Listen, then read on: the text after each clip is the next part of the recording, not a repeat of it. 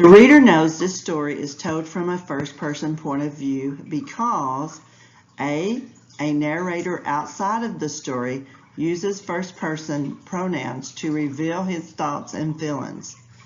B, Ponyboy uses first-person pronouns to reveal his thoughts and feelings.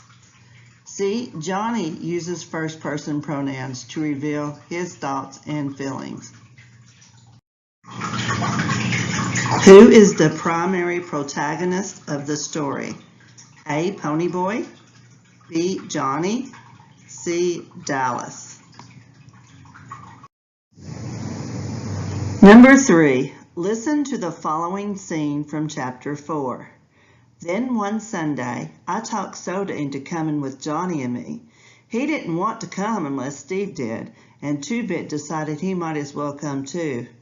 Soda can't sit still long enough to enjoy a movie, much less a sermon. It wasn't long before he and Two-Bit were throwing paper wads at each other and clowning around, and finally Steve dropped a hymn book with a bang. Accidentally, of course.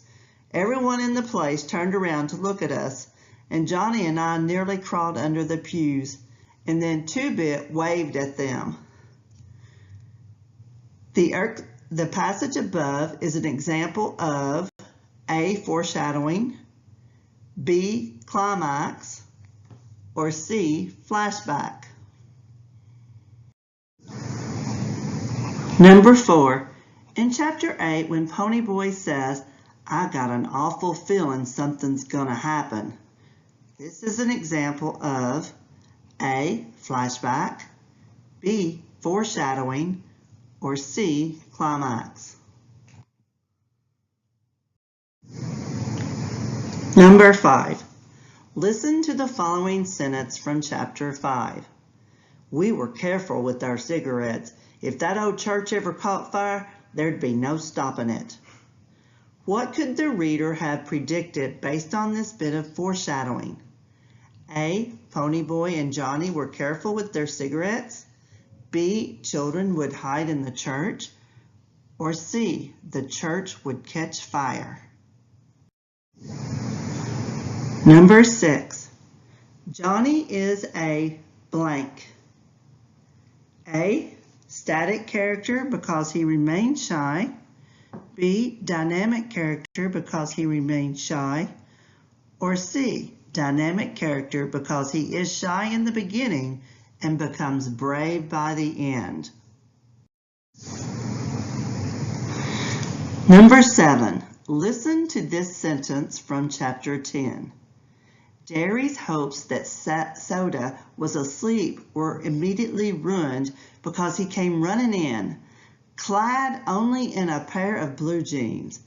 In the sentence, the word clad means A, carrying, B, wearing, C, resting. Number 8, listen to these sentences from chapter 12. Was he a real good buddy of ours? Derry said. Yes, sir, looking straight at the judge, not flinching. But Soda looked at me like he was sentencing me to the electric chair before he gave the same answer. I was real proud of both of them. Dally had been one of our gang, and we wouldn't desert him.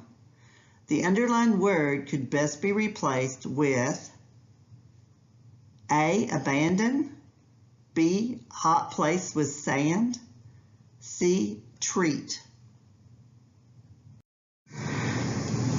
Number 9, when Ponyboy reads Gone with the Wind, Johnny says that the Southern gentlemen remind him of Dally. Read his explanation. One night, I saw Dally getting picked up by the fuzz, and he kept real cool and calm the whole time. They was getting him for breaking out the windows in the school building, and it was Two-Bit who did that. And Dally knew it, but he just took the sentence without batting an eye or even denying it. That's gallant. What does gallant mean? A, selfish and angry. B, sad and uncaring. C, brave and courageous. Number 10. In chapter 2, Cherry tells Ponyboy, "Things are rough all over." Finally, in chapter 7, Ponyboy figured out what she meant by that statement. What did she mean? A, everyone watches sunsets and enjoys them. B, Socias have harder lives than greasers. C, everyone has problems, and suffering from it is part of the human condition. Number 11, based on the themes of the novel and Robert Frost's poem, Nothing Gold Can Stay, what is Johnny most likely asking Ponyboy to do when he says, "Stay gold, Ponyboy, stay gold"? A, remember that money is the key to happiness. B, stay loyal to the greasers. C, don't lose your innocence and special qualities.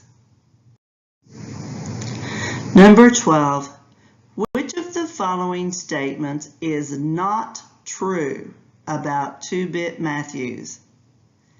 A, he has to get his 2-bits into the conversation.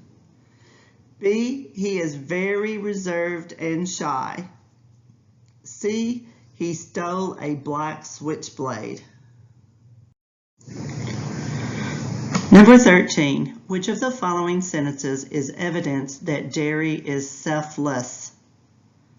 A, he slapped Ponyboy for coming in late. B, he gave up going to college to work and provide for his brothers. C, he has big muscles and carries 2 packs of roofing at a time. Number 14, which of the following quotes supports your evidence for number 13? A, Jerry wheeled around and slapped me so hard that it knocked me against the door. B, Jerry's always pulling muscles. He roofs houses and he's always trying to carry 2 bundles of roofing up the ladder.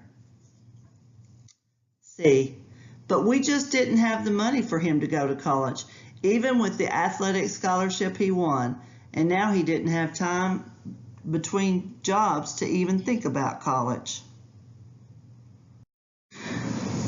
Number 15, which of the following is evidence that the story takes place in the past? A, Dally calls the Curtis house on his iPhone X. B, 2-Bit gave Ponyboy a 50-cent piece to get Johnny and himself some popcorn. C, Dally, Ponyboy, and Johnny eat at a Dairy Queen. Number 16. Which of the following factored into shaping Johnny's shy, nervous personality? A, his parents dying in a car crash. B, being jumped by the Socias. C, losing his pet horse Mickey Mouse. Number 17. Johnny broke his back because A, Dally pushed him into the fire. B, a Soc jumped him in the vacant lot when he was looking for the football.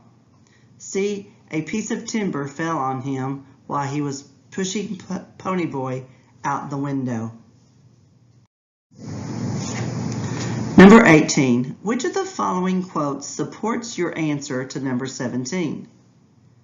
A, a piece of timber caught him across the back. He might have a broken back, and he was burned pretty severely.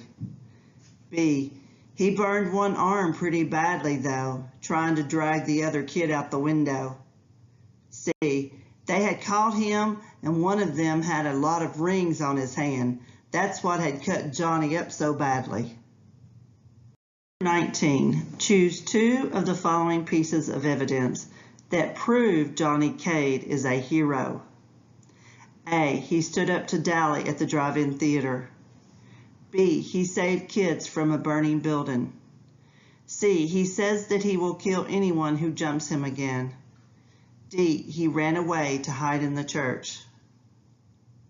Number 20, Randy Anderson, Bob's best friend, decides not to fight in the Rumble because blank. A, he believes fighting is pointless. B, he knows the greasers will win. C, he doesn't want to offend Cherry. Number 21. Which of the following quotes supports your answer to number 20? A, so it doesn't do any good. The fighting and the killing, it doesn't prove a thing. We'll forget it if you win or if you don't, says Randy. B, he looked at me. No, you wouldn't. I'm a soc. You get a little money and the whole world hates you. C, Bob was a good guy. He was the best buddy a guy ever had. I mean, he was a good fighter and tough and everything, but he was a real person too. Number 22. Why did Pony Boy say Dally wanted to die? A, he felt guilty for starting the fire in the church. B, Johnny was his closest friend, and when he died, Dally had no one left. C, Dally didn't really want to die, but the police officers are monsters who are looking for an opportunity to kill Dally for no good reason. Number 23. Why does Pony Boy keep telling himself that Johnny isn't dead? A, he lost his memory in the fire. B, he is in denial because he's having a difficult time dealing with it. C, he feels guilty about Johnny letting the police shoot him. Number 24. Why does Pony Boy decide to write The Outsiders as his theme? A, he wanted an easy A. B, Soda dropped out so he couldn't copy off him. C, he wanted to tell the stories of boys from rough homes to give them hope and help others understand them better. Number 25. Sort the following events into the correct order that they occurred in the story. A, Pony Boy and Johnny hide out in an abandoned church. B, Johnny stabs Bob to save Pony Boy from drowning. C, Pony Boy gets jumped by 5 socias on the way home from the movies. D, Johnny dies from the injuries he sustained in the fire. E, Pony Boy, Johnny, and Dally save the children from a burning church. F, Dally dies when he is shot by the police after pulling an unloaded gun on them.